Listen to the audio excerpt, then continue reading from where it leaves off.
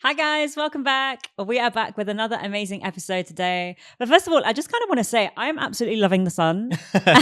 She is loving the sun, I can confirm this. I have said this before we even get into the episode. I hope it's sunny wherever you are because I feel like seasonal, what's it called? SAD? Sads, yeah. I actually think I had sad, which is funny because I always say to you, I'm not sad.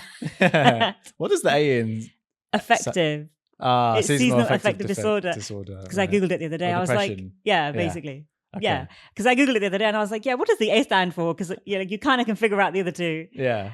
But yeah, I'm loving the sun. I feel like it's giving me an extra boost. So yeah, I hope it's sunny wherever you are and you are also enjoying the boost that the sun has to offer. But today we're going to be talking about friendships and why they feel different now. Dun, dun, dun. Yeah, a question that we get asked a lot, of course. And I think with the healing tied into the whole friendship thing, I think it's just a normal part of life. Even when we're not talking about healing, like you have friends that stay in your life for seasons and you have friends that stay in your life like roots of trees, but we almost feel kind of hard done by when we get in this sticky situation where we have these people that we think are our friends, but they don't feel like they're our friends, right? Yeah. And I feel like this is a topic that we could probably talk about forever. Oh, this man. is like we could do a whole separate podcast just on this friendships. Because I think as well, like this is something that we're like growing through a lot as well. These are like things that are like quite relevant and have been quite relevant in the last like few years of our life. And I think in relation to friendships, I think sometimes they can feel a bit weird, especially if you've had friends from like when you were younger. I think like when we're younger, most of our friends are like in school or like sports clubs or like uni. And we make friends in these situations that are also going through the same situation as us. We're going through school together. We're doing exams together. We're on that team together. We're doing X, Y, Z together. We're doing uni exams together. And I think once everyone like kind of leaves uni, we kind of like scatter. And when we scatter, we kind of all go in our different directions, and then friendships change, and we don't really expect for them to change the way that they do. But essentially what ends up happening is like slowly there's more and more distance that's created between us because we're on different paths of life, which is to be expected. Life happens. Exactly. And we grow up and things change, but also the friendships change. And I think the reason for this is because adult friendships a lot of the time look like catching up by going for dinner, going for drinks, going for coffee, and just telling each other about what's happened since the last time you saw each other. So it's like they're getting an in-life version of like your Instagram stories with like more text, right? And I think the reality is because you're just updating them on your life, you're not really experiencing it together. You're not experiencing the hardships that you would experience before together. You're just kind of telling them about it. So it like kind of creates this distance between you that like you don't really understand. And it's like, oh, well, and sometimes we feel leaving a bit unfulfilled about like with the friendship that we have with them because like we're just updating and they kind of become a bit superficial because it just becomes about going out for dinner. It's like you're giving them a snapshot, isn't it? Rather than like, I guess what you're saying is you're not living life with them anymore. Exactly. It's almost like a check-in, which is great. You should check in with your friends, but outside of that, where are they in your life? Yeah. I never thought of it like that. Yeah, and I also think, if like you have friendships like this where you're like, yeah, I've been friends with this person for a long time. We have great friendship, a great relationship, but like all we do is go for dinner or like go for coffee, and all I do is tell them what I did since the last time I saw them, and actually it's not fulfilling me as much. Then something that I would recommend is like do an activity so that you can feel like you're experiencing something together, because this will like kind of bring you back into like how you originally became friends, which was experiencing life together. And okay, you're not doing anything nuts together. Maybe you'll go and do like one of those escape rooms, but it's still an experience that you get to do together and go through together. So that's one thing you can do to like tighten your band with friends where you feel like, oh, I love this friend, but the friendship has changed and I don't know what to do, or I want to do something different. So yeah, it's so true, because I think, as you're evolving and growing, so too are your friends, hopefully. Even if it's not as dramatically or you are not in the same direction, all of us are always changing. We're always learning. We're always experiencing new things. The person we are today isn't the person we were last year, right? So we can't expect our friendships to stay static as well. So we have to be prepared that even if maybe we're not going to be friends with them anymore, that friendship will change and evolve as we grow as people as well. And it's about just like, allowing that to happen, rather like trying to hold on to the good memories we had or those times where we used to do this and that. Because I think something that's a very clear hallmark of relationships that have probably come to an end is when ever you meet up with them, all you do is talk about the good times, air quotes. Yeah. If you have that kind of friendship with someone where that's all you guys talk about, then that's a red flag in the relationship. It doesn't mean that it's something that can't be fixed. It just means that it's become stagnant and you guys are holding on to past versions of what you used to have, as opposed to one, being in the present, and two, looking forward to the future, aka what does your friendship look like?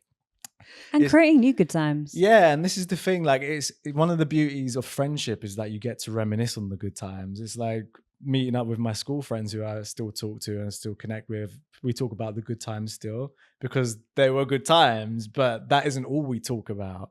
And it's about just finding the balance between the two, you know.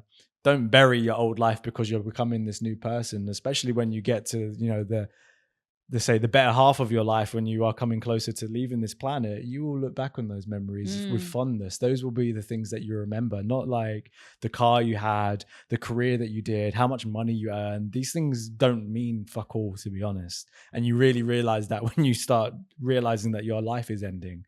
So, you know, hold these memories close to your heart.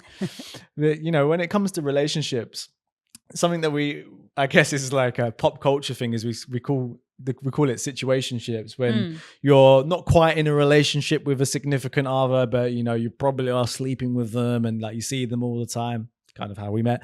But you both of you, for whatever reason, haven't put a label on it. We're not exclusive, we're not together. You're in a situationship, right?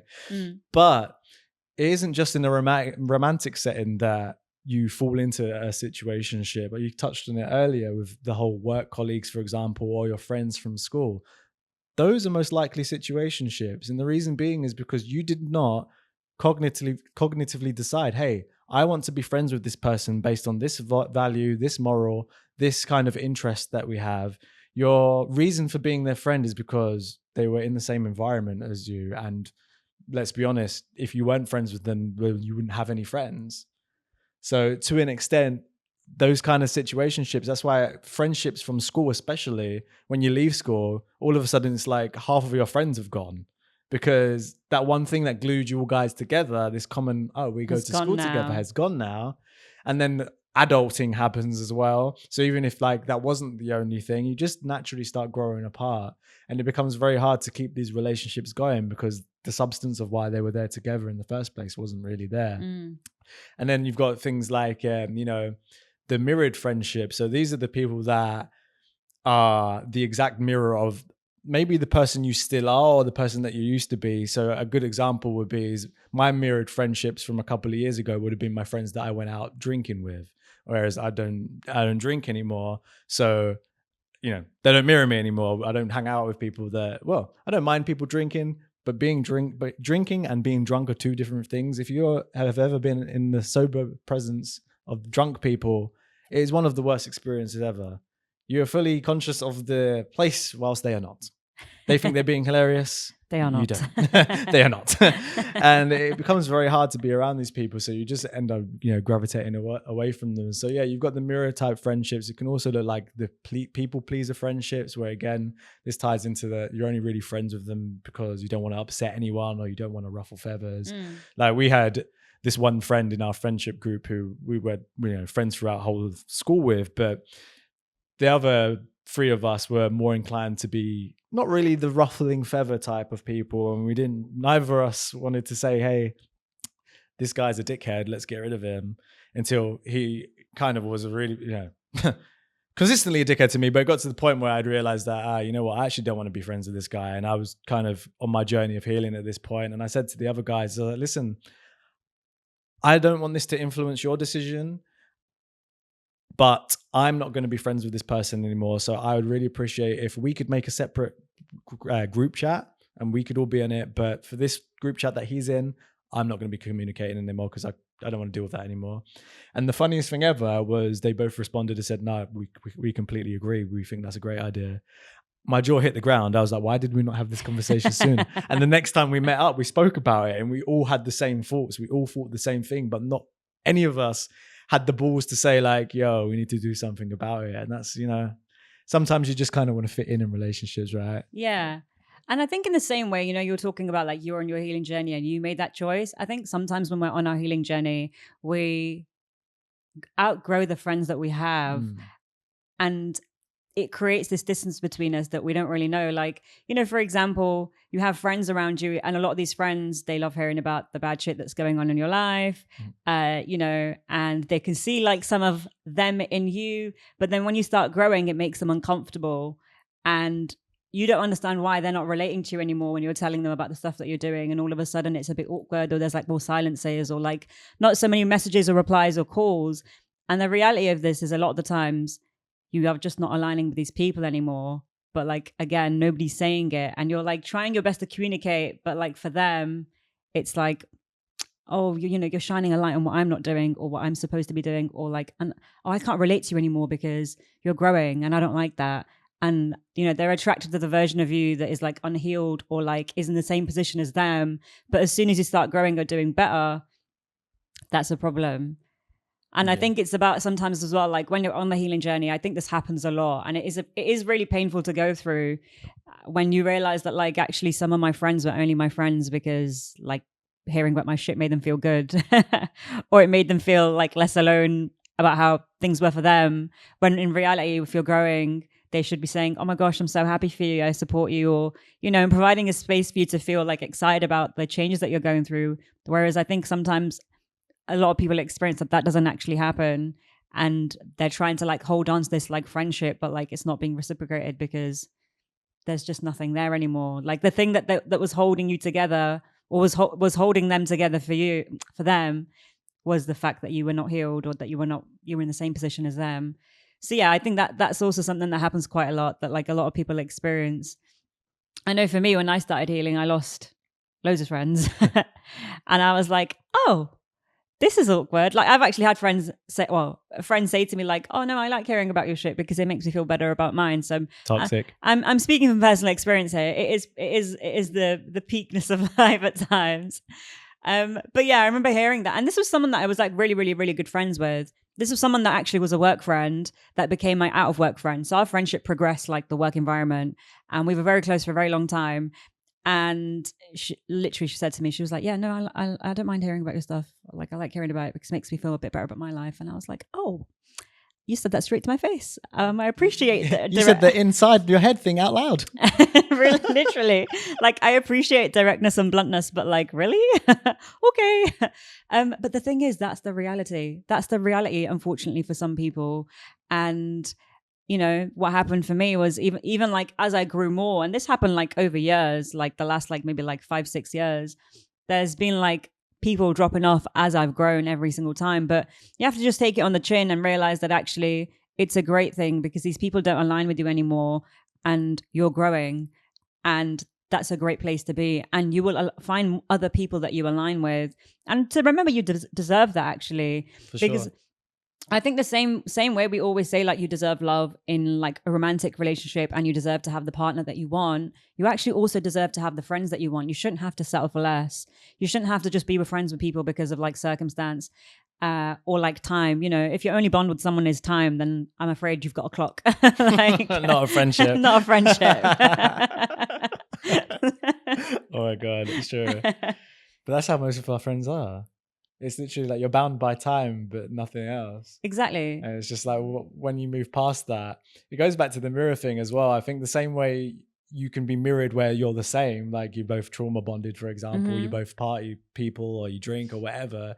You can also have the reflection to them where this is where they end up hating on you because you shine the light on them of what they're not being, of where they're not becoming. Because when you start standing in your light, you make people that are standing in the shadows feel inadequate. Yeah. And to them, to the person that isn't at a place where that light shine on them is inspiration, it turns into hate, it turns into resentment, it turns into anger, it turns into this animosity towards you that they don't want to see the best for you anymore. Yeah. They might say they do, yes, but they're the person that's side-eyeing you when you say, I've just started that business and it's doing really well. Or, oh my God, our followers got to 100,000 on TikTok. And, you know, we get messages every day telling people that we're helping them. And it's just like, they don't say anything. They don't respond. I think this is the thing, one of the things that I've experienced the most over my like years of healing and actually growing is that whenever I'm doing something or something good happens, it's like the silence is like deafening. Do you know what I mean? It's like, oh, okay. Like I've had friends who I've like shared good news with, and then they just stop talking to me. They've like not even really replied to the good news. Like the conversation's going cool, and that's the last time I've ever heard from them. I shouldn't laugh, but one of the people that did this was actually someone that I'd been friends with since high school. And again, I was just like, well, we have been through shit, girl. And I'm telling you, despite all the shit that I've been through, things are like working out for me. And you've just gone radio silent and have never spoken to me again. Even though there was like no beef, everything was cool. And that's just how it goes. And again, you know, it's sad, and we should grieve like friendships that we had so much love, like friends that we had so much love for, because they meant something to us, right? But you know, that's okay. It's a part of life, and it's about just moving forward and finding the people that do align with you, because there are going to be people that support you. There are going to be people that are going to be excited about like what you're doing. And also, like, why would you want someone, like that friend who like comes in, it's like, oh, so how's it going? How's your little business doing? That line. How's your little business going? I used to have a clothing brand, and when I started it, a girl that I was friends with like came over to me and was like, oh my gosh, how's your business doing? Blah, blah, blah, blah. And I was like, yeah, it's doing really well, actually. I launched it the other week. I've got loads of sales. It's like going really well. I've had an influencer message me, blah, blah, blah, blah. And she was like, oh. I was like, oh, I'm sorry. I'm sorry. Sorry, was that not the right answer? Was you hoping to see my demise in my response? Like, what's that? I just think what's wrong with people, man. I've never, ever had someone tell me something that they're super happy, super proud of, super excited about, and me poo-pooed on it. Like, I match the energy. If not, I go over the top with it, because I want them to feel even better than they already probably feel. It's like, yo, this is lit. I salute you, sir. Exactly. You do that, king. Go, queen. Like, but some people just are not that way inclined. And it's sad. Like, this isn't a stamp for everyone, because there are great people out there. But the saying is, everybody wants to see you do good, but nobody wants to see you do better than them. And that is so true for the majority of humans. They don't. They might say they will, but they don't. Yeah, I agree with this. I think there's like a select few people who are like self-aware, healed, confident, happy, or like actively working on their shit, who are able to do that stuff. Sure. But I think the vast majority of people are like actually not self-aware. Actually, like even, like the friends that we've had that feel a certain way about like us growing or healing, they probably can't even communicate what their problem is, but they just feel a funny way about it because they can't even understand themselves. Why do I feel a certain way about this? I was in a relationship when I was younger, and I went through quite a traumatic period, not with my partner, but with my family and some stuff that happened. And it led me to start reading. I never read a book that I wasn't forced to at school, which is crazy to think about. I read all the time now, but back in those days, like you couldn't pay me to read a book. I was not interested in reading books. Like, didn't see the point in it. My parents didn't really read, so I guess I got it from them, whatever. Anyway, so I started, I guess, reading. I started meditating every day. I started looking into, like, not as deeply into my trauma, but I started to go down that path of understanding my shit, because there was a lot of it. And my girlfriend at the time, her complaint was that I was changing. But like, am I not changing for the better? But what she was attached to was the old version of me, the unhealed version of me, or the version of me that was as unaware as she was, I guess. And she didn't like the fact that I was becoming this newer version that she couldn't understand. As hard as I tried to help her to, she couldn't get it, because she had fallen in love with the old version of me. And this is where it comes into, not just in this romantic setting, but, all friendships. It's like we have this almost fear of abandoning the other person, because we're attached to them as well. Every friendship or relationship that you have, to some extent, you are attached to them. Otherwise, you wouldn't have it. To say that you're not attached is, there's this spiritual kind of new age thing of don't be attached to anything, practice the art of unattachment. That's all bullshit. You are attached. Admit that you're attached. It's completely fine to be attached. You are a human being, have feelings. You don't need to be a robot. But what happens is we get scared of abandoning them, or we feel bad about it. But the truth is you're not actually abandoning them. You're abandoning the old version of you. And say it again. The truth is that you're not actually abandoning them. You're abandoning the old version of you. And you have to let go of that old version of you, not just so you can grow, but in order to just live an even more fuller life than you're living now. You know, you got to think of it like a snake, right? When a snake sheds its skin, does it look back at its skin and shed a tear and start crying? Or does it just carry on with its day knowing that it's refreshed, renewed and grown? It slithers away, baby. It slithers away. But us humans, when it comes to our growth, it scares us. It's like something holds us back. We don't want to become better because we're afraid of this little thing that we call our life that might change or we might lose because of the growth that we have. But we always say it's like, when you're growing, if anything exits your life, it wasn't meant to be there. Yes. And the thing to remember is that, like, when these people are leaving, they are creating space for something new. This is one of the reasons I always say, like, if you have a friendship group, for example, or friends that you like feel lonely with, or you're just friends with them, but you don't really like them, but you just don't want to be alone. Like, I used to always say this in like my 20s, like, because I was so strict about who I was friends with, because I had such an awful experience in high school with friends. And I just was very like wary of like drama and just nonsense. And I just wasn't on it. So I was very like strict about like who I would become friends with. But I always have this thing that I would say is like, don't drink poison just because you're thirsty. So don't just be friends with people because you're lonely or because like you just need a community or something and that's all that's available. Because one, you need to get comfortable with your own space, time and energy and respect it more. And two, you are blocking the people that actually deserve to be around you and that you actually align with from being in your life, because you're spending and wasting your time with people that have absolutely nothing in common with you, don't value you, don't respect you. And I think the same way that we hold high standards and boundaries for like our romantic relationships, we should do the exact same for platonic relationships. Like, you do deserve these things. You deserve to feel safe. You deserve to feel valued, seen, heard, energized after you see people. If you're seeing friends and afterwards you're like, oh, that was such a drag. Or like during it, you're thinking, I can't wait to get home and get in bed. This person's doing my head in. If you're thinking anything in that range, that's a red flag. Please leave. Please leave. Message us for some help.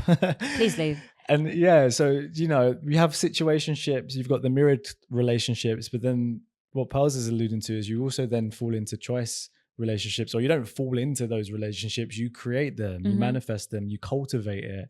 And the beauty of a choice relationship, one that you've actually chosen, is, okay, it says it on the tin, you get to choose those relationships. But what does that mean?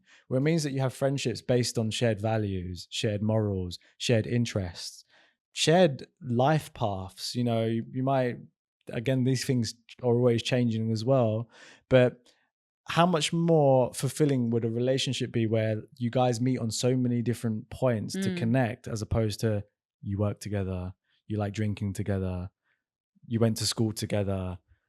Like, as humans, a lot of the reason we feel so lonely when we do have friends is because the friends that we haven't got those core connections where it's on a deeper level. Because, for example, the school is a great one. You connect because you go to school together. You don't really think about it. You have fun with the person. It's cool. You hang out.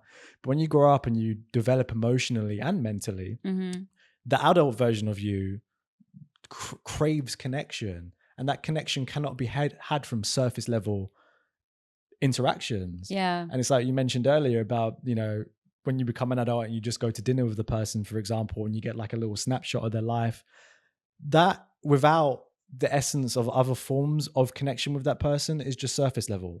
I would say that's not really a choice friendship. That's a situationship where you're kind of keeping the thing afloat. Maybe you're too busy to do anything more than that and you're kind of just maintaining the relationship. But if there's no like awareness of like, we want to go further than this, then it's going to stagnate. And eventually, even though you see these people, you're going to feel lonely. There's so many people in our society feel lonely on the healing journey.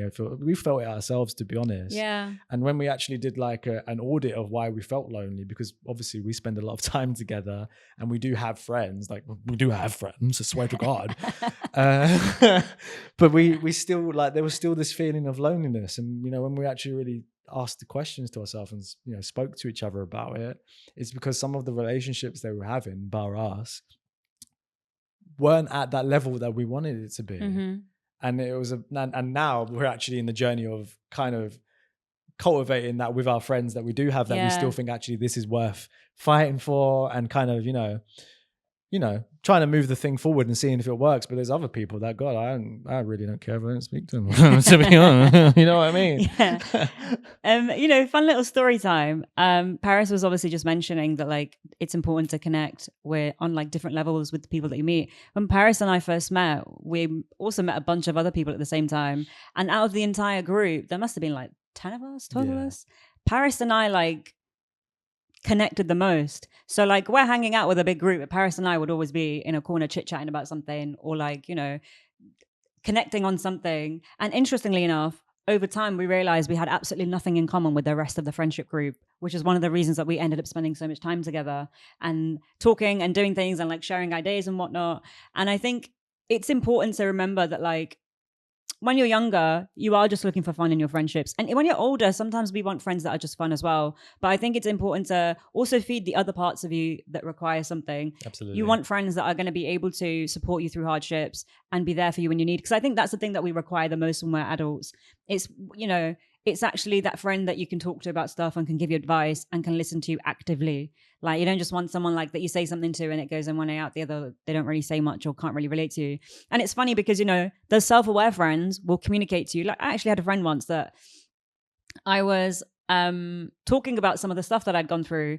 And my friend literally went to me, I really appreciate that you're sharing this with me, but like, I can't actually help you. As in like, I don't know what advice to give you in this situation. I don't know.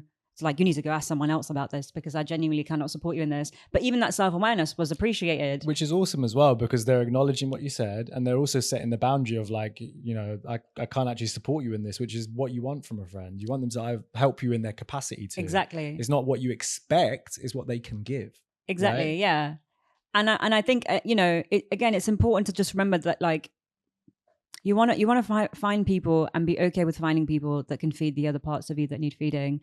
It's interesting because I think it's important to have boundaries in friendships, right? And one of the boundaries that I've had for like years, which is funny because like the boundaries in relation to kids, is I have this like boundary where I say, if I would not let someone around my children, I don't have children, by the way. If I would not let someone around my children, I probably wouldn't be friends with them, because the way I look at it is you're the average of the 5 people around you, right? That's what they say. Mm-hmm. So when I have children, I would want my friends to be involved in my life, and then my kids would become the average of the 5 people around them. And I think it's important to have boundaries like that. So if you don't have those boundaries, I would definitely recommend sitting and thinking about like what's important to you and what you want in your life and what you don't want in your life. And I touched on this earlier on as well. The other thing that I would say is actually get really, really, really, really, really comfortable with being on your own, because when you're on your own and you are happy in your own company, when people don't treat you right, it feels like disrespect.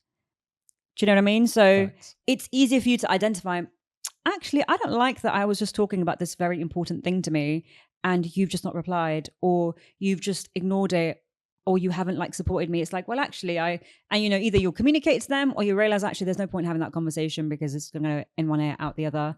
And actually I should just really move on. I think it's funny because obviously I've been going down this quest of being vulnerable with my friends at the minute, the ones that I've kind of said that, I do want, actually, we still want to be friends with you guys. So like, let's take it a step further and let me open up in a way that I haven't opened up to these people before, because like I value them and really it's something that I want our relationship to have. So I had this one friend that I met up with and I told him some stuff that, he didn't know and I hadn't told anyone other than Pearls. And he listened to me. We spoke about it. He said what he said, and I felt seen, heard, and loved in that conversation. And I told a couple of other friends, and it was kind of like they heard what I said, but there wasn't really much of a response. And I think I came away from that interaction a bit confused because I didn't know what to do. And me and Pearl spoke about it, and she did actually mention it earlier, but just to touch on it again, is that it's okay to have friends that fulfill different needs. You don't need. It's like that saying, you need that one friend that's going to hear what you have to say. You don't need 10 of them. You just need that one friend that really is going to be there for you. The one friend that you can call whenever. You need that other friend that loves going hiking with you. The other friend that, really is into their family and really likes to know about yours and stuff. Like, there's levels and layers to the friendships. You don't need that perfect friend, because you won't be the perfect friend. And it's about just finding the balance between, okay, you don't have these qualities, but you have these, and going from there, really. So going to give you a little exercise for how you can do an audit on your friendship groups to really find out which ones are worth keeping, which ones are worth saving, and which ones are worth binning.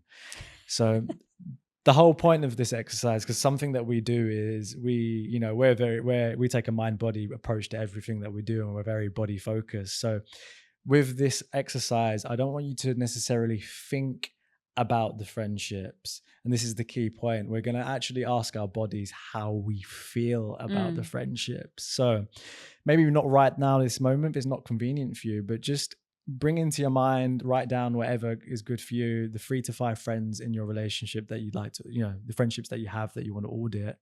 Out of those people, interact with them, go and see them. But this time, don't tell them that you're doing this. But when you go to spend time with them, notice how you feel around them. Notice how you feel before you're going to see them. And also notice how you feel after you go to see them. Do you feel energized? Do you feel drained? Do you feel excited? Do you feel full? Do you feel content? Your body will tell you, but most of us are so busy in these interactions, we're not paying attention to these things. We're just like worrying about what's going on there. So doing this exercise will show you exactly who you want to keep, who you want to salvage or, work on, and also who you want to release. Your body will tell you. You just have to pay attention to it. Do it. Come back to us. Let us know how it goes. This is homework in real time. Don't just listen to this and think, oh, that's a good idea. I will do it. Like, there's no point of us talking about this stuff if you're not going to do it. We're saying it because it might help you. Do it. Come back to us. We'll talk about it. And we want to hear your progress as well. So let pals know, let us know. Is there anything else that you wanted to say? No, smashed it. I think that's a great exercise. Okay. That was a great exercise. That's a great exercise. So with that, thanks for listening and ciao for now. Thanks, guys. Have a great day. Bye.